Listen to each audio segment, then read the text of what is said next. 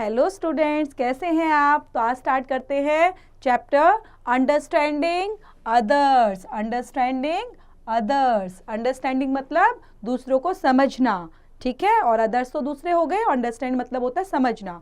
तो first we will read about the lesson. It's a story about a boy who was very considerate and kind towards the feeling of others, even if it was a pet animal. Read the story and see how the kind of he was. ये story किस पर based है बेटा? एक boy पर based है। वो किस तरह से अपनी फीलिंग्स के साथ और दूसरे की फीलिंग्स को किस तरह से समझता है, अंडरस्टैंड करता है, इवन पेट एनिमल्स की फीलिंग्स को भी वो किस तरह से समझ सकता है। इस चैप्टर के अंदर, इस स्टोरी के अंदर हम आगे पढ़ने वाले हैं। So let's begin the chapter. There was a farmer in a village. He was an expert in all farming activities, but at the same time he had a great passion for animals. Thus he had a number of pets too. He had lovely puppies who would play around. Farmers, एक यहाँ पर farmer की बात हो रही है. Farmer कौन होता है? किसान. एक गांव के अंदर एक किसान रहता था और वो क्या करता था? Farming activities. Okay, farming activities करता था. उसका एक ग्रेट पैशन भी था कि एनिमल्स को अपने साथ में रखना. तो नंबर ऑफ पैट्स उसके आसपास रहते थे और वो लवली पपीज़ जो थे वो भी उसके आसपास घूमते रहते थे. छोटे छोटे जो डॉगीज़ के बच्चे होते हैं, पपीज़ जिनको बोला जाता है, वो उसके आसपास घूमते रहते थे. The farmer was getting old and his only tension was how to look after the pets as he was very fond of them. Then he decided to sell the puppies. He prepared a signboard with advertisement for the selling of pups. He planned to set about nailing it to a tree on the edge of his yard. He started nailing the board as he was supposed to drive the last nail into the post. He felt a pull in his trouser. He looked down and found a little boy having sparkling eyes who was addressing him only. The farmer asked, "Hey, who are you and what do you want? Can't you see I am doing something? I'm doing some job. I am Sam." The boy replied that expressed his desire to buy one of the puppies. अब यहाँ पे क्या है बेटा? एक story start हो गई है कि फार्मर जो था वो धीरे धीरे क्या होता जा रहा था? ओल्ड होता जा रहा था. उसकी एज बढ़ती जा रही थी, लेकिन उसको क्या टेंशन थी कि जो ये उसके पास बहुत सारे पेट्स थे और पेट्स का तो वो बहुत फॉन्ड ऑफ था, तो बहुत शौकीन था रखने का. लेकिन उसको ये चिंता हो रही थी कि इन पपीज़ का मेरे बाद कौन ध्यान रखेगा. तो उसने क्या सोचा कि क्यों ना मैं एक साइन बोर्ड लगा देता हूँ और उस पर उसके साथ एक एडवर्टाइजमेंट कर देता हूँ कि मैं इन पप्स को सेल करना चाहता हूँ. अब उसने क्या किया? वहाँ पर एक नेलिंग मतलब क्या होता है? वहाँ जो नेल होती है उसको ट्री के अंदर डालना शुरू किया, एज ऑफ द यार्ड, अपने गार्डन में ही. वहाँ पर जो ट्री लगा हुआ था उसके अंदर नेलिंग करके उसने एडवर्टाइजमेंट स्टार्ट की. तो जब वो नेलिंग कर रहे थे तो उसने देखा पीछे से, उसको क्या महसूस हुआ कि उसके ट्राउज़र को कोई पुल कर रहा है, कोई खींच रहा है. तो उसने देखा नीचे तो एक छोटा सा लड़का खड़ा हुआ है, बहुत स्पार्कलिंग आइज़ के साथ, मतलब उसकी आंखों में बड़ी चमक थी और वो देख रहा था उस एडवर्टाइजमेंट को. फार्मर ने पूछा कि आप कौन हैं और तुम्हें दिखता नहीं है कि मैं कुछ काम कर रहा हूँ? उस बच्चे ने जवाब दिया, मैं सैम हूँ. बॉय ने रिप्लाई किया और express the desire to buy one of the puppies. तो उसने अपनी डिज़ायर, जो वो चाहता था, उसने बोला कि मुझे भी एक पपी चाहिए. The farmer came down and noticed the boy. He was wondering, will this little darling be able to buy any puppy from me? Then the farmer made clear statement that these puppies are from fine species, parents and cost a good amount of money. तो farmer उसको नीचे आता है और उसको notice कराता है boy को और कहता है कि बेटा कैसे, will this little darling, ठीक है, वो छोटे बच्चे जो हैं पपीज़ के, क्या तुम बाय कर सकते हो? उसके लिए फार्मर्स क्या बोलता है कि क्लियर स्टेटमेंट्स देता है कि जो पपीज़ हैं उनको क्या स्पीशीज़ हैं वो पेरेंट्स की, और उनके वो अलग अलग, जैसे उनके पेरेंट्स हैं तो पेरेंट्स के वो बच्चे हैं, तो इतना पैसा तुम्हारे पास क्या होगा कि तुम सबके सब ले पाओ. The boy put his head down for a moment. थोड़ी देर के लिए बच्चे ने क्या किया? अपना सर झुका लिया. Then he pulled out his head with a handful of change deep into his pocket and gave them the farmer. Furthermore, the boy inquired whether that is. यहाँ पे बच्चे ने क्या किया, अपने पॉकेट्स में हाथ डाला और अमाउंट ऑफ मनी, मतलब एक हैंडफुल अमाउंट ऑफ मनी उसने निकाली जो उसके अंदर थी, ठीक है, और उस फार्मर्स के आगे शो की. The boy required whether that is enough to take a look at the puppies. The farmer nodded his head positively and allowed him to do so. तो उसने क्या कहा, क्या इन पैसों से मैं पपीज को ले सकता हूँ? तो फार्मर्स ने अपना सर हिलाया और पॉजिटिवली, और उसने बोला यस. तो इस तरह से उसको अलाउ कर दिया. The boy flu the whistles and called brownie. It was immediately came out from the dog house and ran down the ramp. 4 little puppies like balls of fur followed Brownie. The little boy started playing with them and pressed his face against the chain link fence. His eyes were dancing with joy. He was enjoying himself.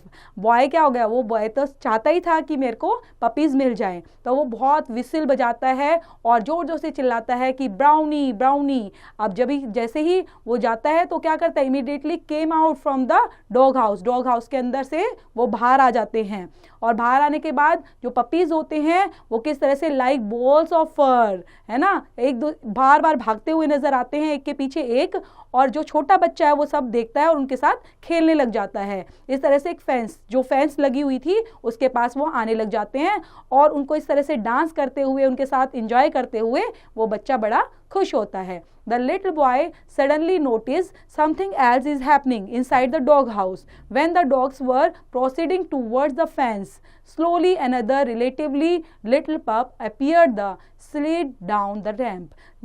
छोटे बच्चे ने क्या suddenly महसूस किया कि dog house के बाहर धीरे धीरे एक बच्चा है, वो डॉग का वो धीरे धीरे बाहर आ रहा है और फेंस के पास आ रहा है. The little pup appeared, नजर आ रहा है उनको कि slid down the ramp. He was moving the uncomfortable manner. वो क्या देखता है कि वो बड़ा uncomfortable manner में वो लिम्पिंग करता हुआ, मतलब लंगड़ाता हुआ. लिम्पिंग क्या होता है, मतलब लंगड़ा लंगड़ा कर धीरे धीरे चलते हुए आ रहा है, अपने फ्रेंड्स को फॉलो कर रहा है. The boy notice the pup who was doing its best to catch up with the friends. वो देख रहा है कि वो अपने फ्रेंड्स को पकड़ने के लिए, उनके पीछे कैच करने के लिए पूरी कोशिश कर रहा है, पूरा ट्राई कर रहा है. He at once decided that the wants only that one. The little boy expressed his desire to the farmer, pointing the puppy that he is willing to take it. अब क्या कह रहा है कि वो जो बच्चा है वो कहता है मुझे यही पपी चाहिए और मैं इसको ही लेना चाहता हूँ, तो वो अपनी डिज़ायर को एक्सप्रेस करता है फार्मर के आगे. The farmer got surprise here this. He knelt down towards the boy and tried to explain him that his puppy will never be able to run and play with him like these other dogs would. So it is better not to buy this puppy.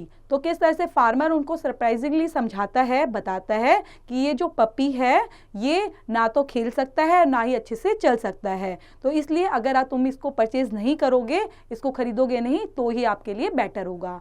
On hearing this, Sam immediately stepped back from the fence and raced down.